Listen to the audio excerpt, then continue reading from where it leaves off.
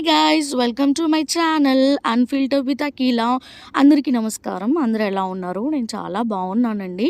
మా ఇంట్లో ఎప్పటి నుంచో ఎయిర్ ఫ్రైయర్ ఉంది. నాకు ఎందుకో ఈరోజు అనిపించింది ఫ్రెంచ్ ఫ్రైస్ చేద్దాము అని చెప్పని వెంటనే దీన్ని రీఓపెన్ చేసి ఇన్స్ట్రక్షన్స్ అన్ని క్లియర్గా చదివాము. సో మా దగ్గర ఉన్న ఆలివ్స్ని తీసుకొని నీట్గా కడిగేసి మొత్తం పీల్ ఆఫ్ చేసేసామండి. అండ్ దెన్ మా దగ్గర ఫ్రెంచ్ ఫ్రైస్ కట్టర్ ఉందండి. మేము ఆ కట్టర్ యూజ్ చేసి నీట్గా పీసెస్ కట్ చేసుకున్నాము. మీరు డిఫరెంట్ వేలో కూడా ట్రై చేయొచ్చు, లైక్ చిప్స్ లాగా కానీ వేరే డిఫరెంట్ షేప్స్ కూడా యూజ్ చేయొచ్చు. మా దగ్గర కట్టర్ ఉండడం వల్ల మేము ఫ్రెంచ్ ఫ్రై షేప్ ట్రై చేసామండి. మేక్ షూర్ నీట్గా పీల్ ఆఫ్ చేసేసుకోండి అండ్ దెన్ కట్టర్ యూజ్ చేసి నీట్గా కట్ చేసేసుకోండి. సో మీరు కట్ చేస్తున్నప్పుడే మీకు కొద్దిగా వాటరీ అనిపిస్తుంది. ఆలులో వాటర్ ఎక్కువ ఉంటుంది కదండి.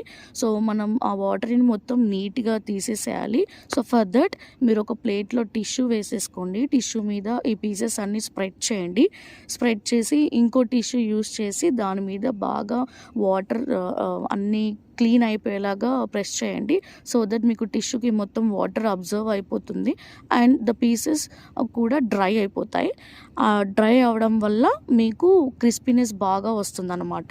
అండ్ ఎయిర్ ఫ్రైయర్లో పెట్టే ముందు ఎయిర్ ఫ్రైయర్లో మనకి ముందు కాయిల్ ఉంటుంది. ఆ కాయిల్ ప్లేస్ చేసేయాలి.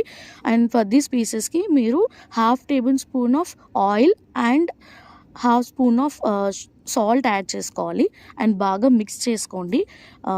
ఆయిల్ అండ్ సాల్ట్ యాడ్ చేయడం వల్ల సమ్వాట్ క్రిస్పీనెస్ వస్తుంది అండ్ ఆల్సో టేస్ట్ కూడా బాగుంటుంది అనమాట. దీన్ని బాగా మిక్సప్ చేసేసుకొని 185 degreesలో 30 minutes పెట్టండి ఎయిర్ ఫ్రైయర్లో. And this is what the results guys.